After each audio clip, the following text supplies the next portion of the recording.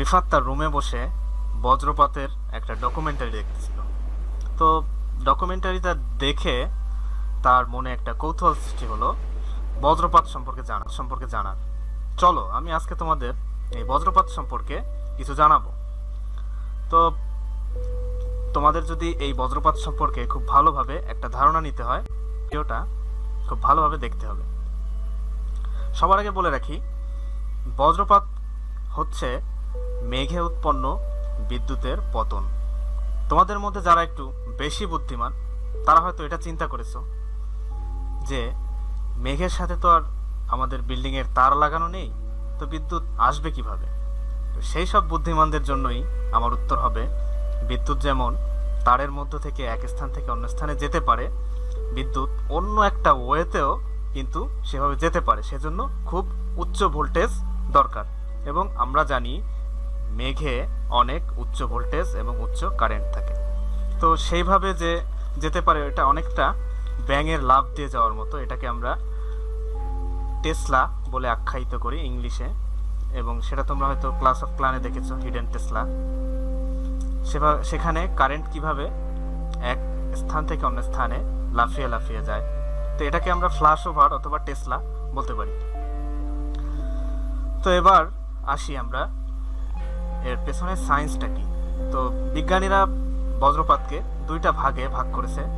একটা হচ্ছে এ type stroke মানে তোমার বজ্রপাত, আর একটা হচ্ছে বি টাইপ স্ট্রোক। তো প্রথমে আমরা এ টাইপটাই তোমাদেরকে বোঝাবো। তো রিফাতদের বাসায়, সে ওদের বিল্ডিং এর উপরেই বর্ষার মৌসুমে বা যে কোনো গুড়ি বৃষ্টির মৌসুমে একটা মেঘ তাদের বাসার উপরে আসলো। এখন সেই মেঘটা একটা চার্জে চার্জিত ছিল, হতে পারে সেটা পজিটিভ অথবা নেগেটিভ। এবং রিফাতদের যে বিল্ডিং, সেই বিল্ডিংটা ও কিন্তু চার্জে থাকে। এটা সবসময় নিষ্ক্রিয় বিল্ডিংটা। এখানে সমান সংখ্যক ধনাত্মক এবং সমান সংখ্যক ঋণাত্মক চার্জ থাকে। তো যদি আমাদের মেঘটা, আমরা ধরে নিলাম আমাদের মেঘটা নেগেটিভ চার্জে চার্জিত ছিল, তো এখান থেকে সে যখন রিফাতদের বিল্ডিংয়ের উপর দিয়ে যাবে, তখন তার যে আকর্ষণ, সে যদি নেগেটিভ হয় তাহলে বিল্ডিংয়ের পজিটিভ যে চার্জগুলো সেগুলোকে আকর্ষণ করতে থাকবে। এবং একসময় সে যখনই রিফাতদের বিল্ডিং অতিক্রম করতে থাকবে, তখন নেগেটিভ চার্জ বিল্ডিংয়ের পজিটিভ চার্জগুলোকে আকর্ষণ করতে থাকবে। এবং এর যে একটা ব্রেকডাউন ভোল্টেজ হচ্ছে, বাতাস হচ্ছে সবসময় বিদ্যুৎ অপরিবাহী, কিন্তু বাতাসও একসময় তার এই বিদ্যুৎ অপরিবাহিতা হারাতে পারে যদি তার ব্রেকডাউন ভোল্টেজ অতিক্রম করতে পারে। অর্থাৎ যে ভোল্টেজে বাতাস তার অপরিবাহিতা হারায় এবং সে পরিবাহী হিসেবে কাজ করে। তো এই ব্রেকডাউন ভোল্টেজ যখন কমে যায়, অর্থাৎ মানে সেটা একটা পরিবাহীর ন্যায় আচরণ করা শুরু করে, তখন তোমার এই এ স্ট্রোকটা সংঘটিত হয়। অর্থাৎ মেঘের নেগেটিভ চার্জগুলো বিল্ডিংয়ে পজিটিভ চার্জ দ্বারা আকর্ষিত হয়ে আকস্মাৎ ফ্ল্যাশ ওভার হয়ে যায়, অর্থাৎ টেসলা আকারে বিল্ডিংয়ের উপরে পড়ে। এবং এই জিনিসটা পতিত হয় সব সময় মেঘ এবং অবজেক্ট এর মধ্যে, যে অবজেক্টটা এবং মেঘের মধ্যে যে অবজেক্টটার দূরত্ব সব থেকে কম, অর্থাৎ যার বিল্ডিংটা যত উঁচু হবে তার বিল্ডিংটা বজ্রপাতে আক্রান্ত হওয়ার সম্ভাবনা তত বেশি। রিফাতদের বিল্ডিংটা কিন্তু এই শহরের সবচেয়ে উঁচু বিল্ডিং, সেহেতু তার বিল্ডিংটাই কিন্তু বজ্রপাতের শিকার হবে। এখন রিফাতের বাবা কিছু বুদ্ধিমান লোকদেরকে এই বিল্ডিংটা তৈরি করতে দিয়েছিল। সেখানে কিছু ইলেকট্রিক্যাল ইঞ্জিনিয়ার ছিল, সেখানে কিছু সিভিল ইঞ্জিনিয়ার ছিল। তারা কিন্তু এই যে দেখো একটা বজ্র নির্ধারক দণ্ড দিয়েছে, এবং এটা কি হবে, যখন রিফাতদের বিল্ডিংয়ে ফ্ল্যাশ ওভার হবে বা টেসলা বজ্রপাত হবে, তখন কিন্তু সেটা নিরাপদে ওই রড দিয়ে আস্তে করে মাটির ভিতরে চলে যাবে এবং তার বিল্ডিংটি রক্ষা পাবে। তো এ স্ট্রোক সম্পর্কে তোমরা জানতে পারলে, এবার তোমাদের সাথে আলোচনা করব বি স্ট্রোক সম্পর্কে। যে স্ট্রোক কিন্তু কোনো নিয়ম মানে না, এবং এটা প্রতিরোধ করার কোনো সিস্টেমই আমাদের এখন পর্যন্ত জানা নেই। হয়তো ভবিষ্যতে আমরা জানতে পারবো, বিজ্ঞানীরা আবিষ্কার করবে। তো তারপর আমরা কিছু সতর্কতামূলক জিনিস তোমাদেরকে দেখাবো। তো এই বি স্ট্রোকটা কিভাবে সংগঠিত হয় সেটা তোমাদেরকে আমি দেখাচ্ছি। এই বি স্ট্রোকটা সংগঠিত হতে কমপক্ষে 3টা মেঘ থাকতে হবে এবং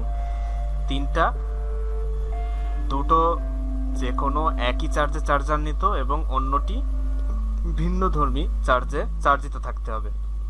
মনে করো এখানে এক্স, ওয়াই এবং জেড 3টা মেঘ আছে এবং সেটা রিফাতদের বিল্ডিং এর আশেপাশে অবস্থান করতেছে এবং এখানে এক্স এবং জেড এরা হচ্ছে ধনাত্মক অর্থাৎ প্লাস চার্জে চার্জিত এবং ওয়াইটা হচ্ছে মাইনাস বা ঋণাত্মক চার্জে চার্জিত। তো এখানে এক্স এবং ওয়াই, এক্স এবং জেড এটা এই ওয়াই মেঘ থেকে একটু ভিন্ন দূরত্বে অবস্থান করতেছে। তো তোমরা তো ওই যে স্ট্রোকের ক্ষেত্রে দেখেছো যে দুটো চার্জিত বস্তুর মধ্যে সবচেয়ে দূরত্ব কম সেখানেই ব্রেকডাউন ভোল্টেজ উৎপন্ন হয়, অর্থাৎ তাদের মধ্যেই ফ্ল্যাশ ওভার হয় বা তাদের মধ্যে। তো এখানে দেখো এক্স একটু দূরে আছে ওয়াইয়ের থেকে এবং জেড ওয়াইয়ের থেকে এক্সের থেকে একটু কাছে আছে। তো সেক্ষেত্রে এক্স এবং ওয়াই কিন্তু তাদের ব্রেকডাউন ভোল্টেজ অতিক্রম করে নিজেদের মধ্যে ফ্ল্যাশ ওভার করবে। এখন তাহলে এই জেড সে কি করবে? সে কোনো নিয়ম কানুন না মেনে, কোনো উঁচু নিচু না দেখে যে কোনো স্থানে ফ্ল্যাশ ওভার করে দেবে। এবং তোমরা যে টিভিতে নিউজ শোনো যে অমুক স্থানে 2জন রাখাল মারা গেছে, অমুক স্থানে 3টা গরু মারা গেছে, এটা কিন্তু এই যে স্ট্রোক বি এর কারণে, অর্থাৎ একটু পাগলাটে স্বভাবের। তো সেক্ষেত্রে তোমাদের কি করতে হবে?